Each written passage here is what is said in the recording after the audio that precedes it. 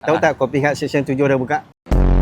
Dah tahu. Tahu lah? Alhamdulillah. Nanti jemput datang. InsyaAllah boleh. Ini cash voucher. Terima kasih. Tak Kopi Hut Seksyen 7 dekat belakang tu je. Oh, kat sini je. Itulah Kopi Hut. Kedai saya. Tak tahu tapi nampaklah ada kedai baru buka. Adalah juga. Okey, terima kasih. Ini voucher. Tahu. Semalam je saya beli kopi.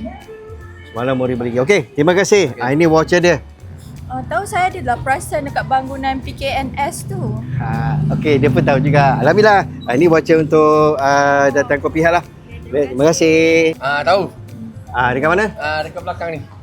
Hari ni baru buka. Baru tahu hari ni. Okey. Okey. Ini voucher dia. Hamidan, tahu tak Kopi Hut Seksyen 7 dah buka? Tahu. Sebelah Zeus tu kan? Baru pergi semalam. Baru pergi semalam. Alhamdulillah. Terima kasih. Hai warga Shah Alam Seksyen 7. Kopi Hut kini telah dibuka. Kami beroperasi setiap hari. Jam 9 pagi hingga 10 malam. Jemput hadir beramai-ramai. Tahu sebab semalam baru nampak ada kawan baru beli. Dia ada bagi rasa.